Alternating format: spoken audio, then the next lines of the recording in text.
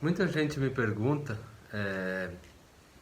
qual a influência que a madeira exerce no resultado final de um instrumento, tanto ele no timbre quanto estabilidade, né? Enfim, quais são as considerações que devemos ter, né, se tratando da madeira, na hora de fabricar um instrumento musical, uma guitarra, um contrabaixo, né? Então eu gostaria de compartilhar um pouco das experiências que a gente tem aqui na oficina, dos resultados que a gente alcança, né? E quando isso vai ser notório ou não, né? Então, eu vou tentar fazer aqui uma sequência, né? De, de acordo com a importância, de acordo com características, né? Para esclarecer tudo isso daí. Quais são os conceitos, né, que eu costumo utilizar e acredito que a maioria dos profissionais da área na hora de fazer a escolha dessa madeira? Começando pela parte principal do instrumento, que é o braço do instrumento, né? Em primeiro lugar, a madeira do braço ela tem necessariamente ela tem que ter uma estabilidade, né? Ou seja, tem que ser uma madeira que resista às variações de temperatura, né? De umidade, enfim, né? Para que ela se mantenha o máximo possível na forma original dela, ou seja, desde que ela foi moldada e fabricada, né, naquele formato que tem o braço, ela se mantenha naquela posição, né, independente da variação do clima, enfim, conforme eu disse antes, né? E é claro que toda a madeira ela vai sofrer um pouco com essa ação, umas mais, outras menos. Sem contar outros fatores que vão fazer a grande diferença, como essa madeira foi secada, de que parte da árvore essa madeira né? Qual é o tipo de corte da madeira, né? Como é que ela foi cortada, qual é o sentido do veio, se é radial, se é axial, se essa madeira foi secada numa estufa, se essa madeira ainda está verde, se essa madeira ficou exposta ao sol durante a secagem ou não. Tudo isso vai influenciar nas características mecânicas e sonoras da madeira, tá? Então, o primeiro passo a considerar é esse. A madeira para o braço tem que ser estável. Depois ela tem que ter a trabalhabilidade boa, ou seja, ela tem que ser boa de manusear, boa ela aceitar as ferramentas, a lixa, o formão, a grosa, ou seja lá qual ferramenta que vai ser utilizada para a confecção desse braço, né? Então, tem que ser estável, tem que ser boa de trabalhar e por último, sim, a característica sonora da madeira. Porque não adianta eu ter uma madeira que oferece timbres ótimos e não tem estabilidade, né? É uma madeira muito ruim de trabalhar, né? Então, no meu ponto de vista, eu sigo sempre essa sequência no momento de escolher a madeira para o braço. Em relação ao corpo, basicamente os quesitos são os mesmos, né? Embora o corpo não sofra assim uma ação da tensão, né? Da mesma maneira que o braço vai sofrer. Mas ele também tem que ser feito com uma madeira estável, né? A madeira tem que estar seca, tem que estar, além de tudo, estabilizada em relação à troca de umidade, né? Com o ar e assim por diante. Então, para escolher o corpo, não pode ser uma madeira muito pesada, né? Senão a pessoa não consegue ficar meia hora tocando com ela empunhada, enfim. Se ela for exposta, tem que ser uma madeira bonita, né? E tem que ter uma característica sonora legal, né? Então, basicamente são essas os quesitos para selecionar a madeira. Em relação a timbre, basicamente também madeiras claras e macias tendem a soar mais cristalinas, com menos graves, né? e com presença mais marcante de médios e agudos, né?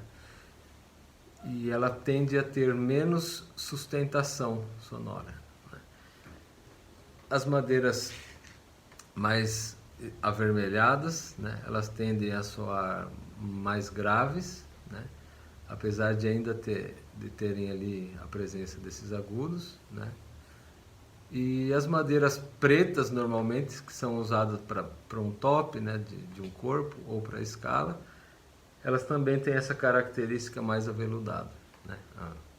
E são usadas nessas partes menores, justamente por causa aí do peso excessivo aí, posso quase que generalizar, né, que todas as madeiras escuras são bem pesadas, né? Tá. E daí lá no final, como é que isso vai influenciar no timbre, né? Quem que vai ouvir isso? Tem gente que fala, não faz a menor diferença que madeira que você está usando, né? Quem vai mandar no timbre é o captador, né? Eu discordo disso, né? Apesar de ter ciência de que a madeira ela vai ter uma parcela na composição do timbre significativamente menor do que a do captador, por exemplo, né? Mas vai ter. Então eu faço uma analogia semelhante ao churrasco, por exemplo, né? O captador seria a carne, né? E a madeira seria o tempero da carne. Ou seja, se eu tiver assar uma carne sem sal, sem nenhum tipo de tempero, acredito que todos devam saber aí o resultado que a gente vai ter, né? E a partir do momento que eu vou lá e coloco um sal, coloco uma erva, coloco um tempero, um vinho, seja lá o que for na carne, aí sim ela vai realçar, ela vai fechar tudo com harmonia, né? Então esse é o propósito da madeira na composição do timbre, né? É o tempero do churrasco. Então, sem carne a gente não tem churrasco, né? Mas sem tempero a gente tem o churrasco, né? Porém o sabor não vai agradar. Então essa é a comparação. Agora, tudo isso vem somado de outra coisa, que é qual vai ser o uso da guitarra, né? Onde o guitarrista vai plugar isso, né? Qual é o equipamento que ele está usando, né? Tem, o cara vai usar pedaleiras com timbres carregados de distorções, de compressores, de gate, de uma série de coisas, né? Aí e usa captação ativa de alto ganho, 20K, né, por aí de ganho. Então eu concordo que é imperceptível a influência da madeira nesses casos, né? Tanto faz, tanto faz. Agora, quando a gente ouve alguém, a gente vê alguém tirando o som de um amplificador apenas, tem ali no máximo um overdrive leve, né? Aí a gente começa a ouvir a diferença, né? A gente percebe com mais notoriedade tudo isso, né? Porque o timbre está mais puro, a captação é de baixo ganho, né? Não tem tantas interferências assim de efeitos, né? Aí quando a gente pluga uma guitarra num equipamento desses e a gente logo em seguida pluga uma guitarra exatamente similar, né? Exatamente igual, alterando apenas a madeira do braço ou do corpo ou da escala, é audível sim, faz diferença sim, né? Então, ainda assim tem gente que não consegue ouvir a diferença, né? Assim como tem pessoas que dizem que vinho é tudo igual, cerveja é tudo igual, macarronada é tudo igual, né? Tem pessoas assim, né? Então, além de tudo, a gente precisa ter essa questão, esse ouvido apurado, né? Porque mesmo porque os músicos que buscam esse tipo de informação, que buscam esse tipo de construção de guitarra, de contrabaixo, eles já têm esse ouvido apurado. Para eles fazem a diferença só a madeira da escala, né? Só os trastes, por exemplo, né? Quantas vezes eu já troquei trastes aqui de pessoa que usa traste fino, quer usar traste jumbo, ou altera para inox, por exemplo, e percebe a diferença no timbre, né? Então, o resumo final de tudo isso: a madeira influencia sim, faz diferença sim, embora não seja o fator dominante, né, na composição do timbre, né? E a minha opinião é essa, né? Eu acho que todos têm aí suas experiências, né? E outra coisa que eu gostaria de comentar, que eu vejo bastante comentários a respeito disso, é dizer que a madeira influencia nisso ou naquilo, isso aí é coisa de luthier desonesto para tirar dinheiro, né, de quem está querendo fabricar guitarra. Isso não tem o menor cabimento, não tem o menor fundamento, né? Mesmo porque se a gente for fazer ali a divisão de custos, né, dos componentes que formam uma guitarra, a gente vai ver que a madeira ela ocupa aí 10%, às vezes menos que isso, né, no resultado final aí do valor do instrumento, né? Então não existe desonestidade alguma, né, em querer trabalhar com isso, né?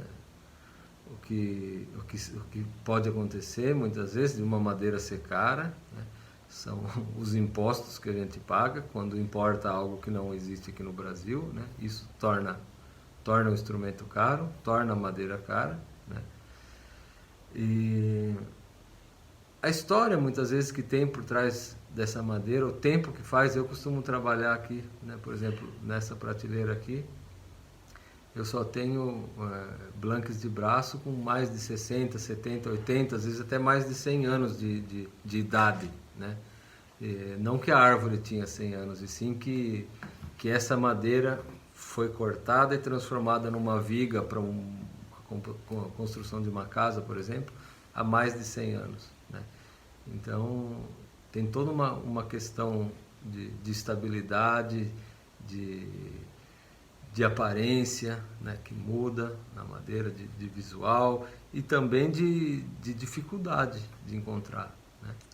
Eu queria deixar bem claro que essa é a minha opinião, é a opinião dos luthiers que são meus amigos, que trabalham com seriedade, né? A gente divide dessas opiniões, né? E ficamos muito satisfeitos, né, quando a gente tem um feedback positivo, né, com os nossos clientes, dizendo que notaram a diferença, que perceberam que o instrumento mudou, né, e assim por diante, né? Então, fica aqui a minha opinião. Eu não quero, em momento algum, isso é a expressão legítima da verdade absoluta, universal. Isso é apenas a experiência que a gente tem colhido aqui na nossa oficina através dos anos, né? E que eu disponibilizo aqui a todos com prazer e com tranquilidade e com humildade. Espero ter ajudado, né, sanado dúvidas daqueles que têm essa questão aí martelando na cabeça, e me disponibilizo para aqueles que têm o real interesse, né, o interesse sério de tirar dúvidas a respeito desse assunto, certo? Um grande abraço a todos e obrigado